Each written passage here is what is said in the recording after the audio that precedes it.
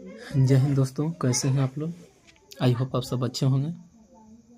तो आइए आज की इस वीडियो में हम लोग पढ़ने वाले हैं कक्षा 9th के गणित अध्याय 1, जिस अध्याय का नाम है संख्या पद्धति। आज हम लोग प्रश्नावली 1.1 के चौथा क्वेश्चन को हल करेंगे। इससे पिछले वीडियो में हम लोग तीसरा क्वेश्चन को हल किए थे। क्वेश्चन है कि नीचे दिए गए कथन सत्य है या असत्य, कारण के साथ अपने उत्तर दीजिए।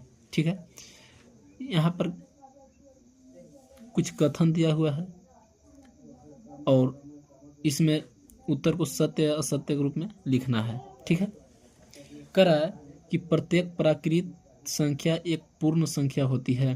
मैंने कह रहा है कि जो सभी प्राकृत संख्याएं हैं वो पूर्ण संख्या होती है।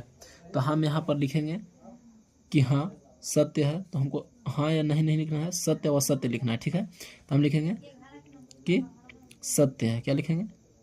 सत्य है। देखिए, क्योंकि प्राकृत संख्याएं एक संख्या रेखा अगर हम बनाते हैं, यहाँ पे एक संख्या रेखा बनाते हैं तो यहाँ 0, 1, 2, 3 डॉट डॉट डॉट इन्फिनिट जाएगा। ठीक है,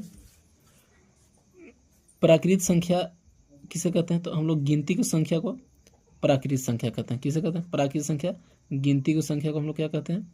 प्राकृत संख्या।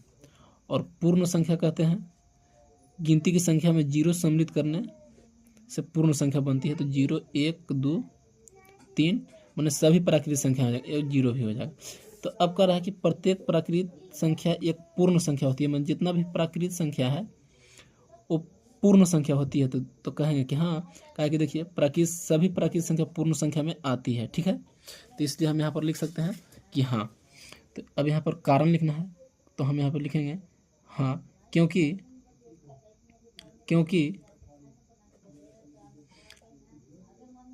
सभी प्राकृत संख्या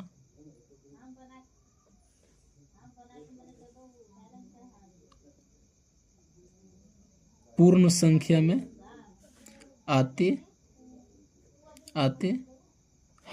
ठीक है, अब इसी तरह से हम लोग अगला क्वेश्चन को देखेंगे। अगला क्वेश्चन कर रहा है कि प्रत्येक पूर्णांक एक पूर्ण संख्या होती है। माने जो सभी जो पूर्णांक संख्याएं हैं वो पूर्ण संख्या होती है। तो देखिए, पूर्ण संख्या हम लोग गिनती की संख्या में 0 सम्मिलित करने से पूर्ण संख्या बनाते हैं। और पूर्णांक संख्या में 0 भी होता है और पॉजिटिव संख्याएं भी होती है और नेगेटिव संख्याएं भी होती है। ठीक है, जबकि पूर्ण संख्या में नेगेटिव संख्याएं नहीं होती है। तो ये पूर्ण संख्या, इसमें पॉजिटिव संख्याएं हैं। ठीक है, लेकिन नेगेटिव संख्याएं नहीं होती है। तो हम यहाँ पर लिखेंगे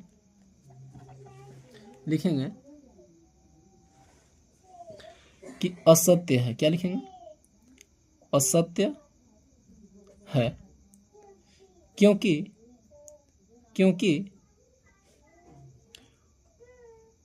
पूर्ण संख्या में ऋणात्मक संख्याएं सम्मिलित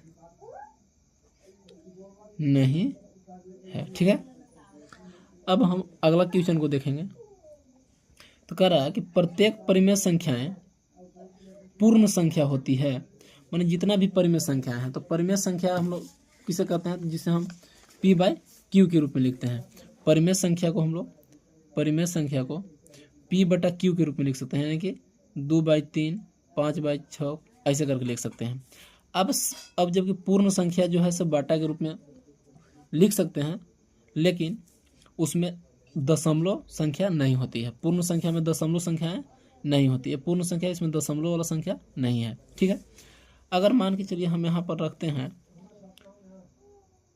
7/2 रखते हैं। ठीक है, तो इसको अगर हम भाग देते हैं तो ये आएगा 3.5 आएगा, जबकि पॉइंट में है। अगर हम 6 को अगर हम 2 से भाग देते हैं तो ये हमको आएगा 3, जो कि पॉइंट में दशमलव में नहीं है। ये पूर्ण संख्या में आता है 3, ठीक है, लेकिन 3.5 पूर्ण संख्या में नहीं आता है। अगर हम 5 को भाग देते हैं 1 से तो ये 5 बार में लग जाएगा, जो कि ये भी पूर्ण संख्या में आता है, ठीक। तो बताइए कि सभी संख्याएं तो पूर्ण संख्या नहीं हो रहा है, क्या कि ये तो देखिए पॉइंट वाला पूर्ण संख्या होबे नहीं करेगा। 3 हो रहा है, 5 हो रहा है, लेकिन कुछ कुछ नहीं हो रहा है। तो हम यहाँ पर लिखेंगे कि असत्य है, जो कथन है वो क्या है, असत्य है। कथन जो कहा गया जो बात है वो गलत है, क्योंकि क्योंकि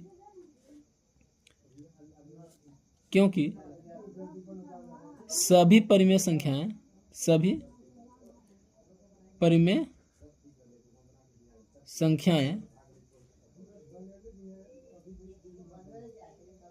पूर्ण संख्या नहीं होते है, ठीक है। तो आई होप आप इस क्वेश्चन को अच्छे से समझ गए होंगे। तो आज के लिए इतना ही, अब मिलेंगे नेक्स्ट वीडियो में।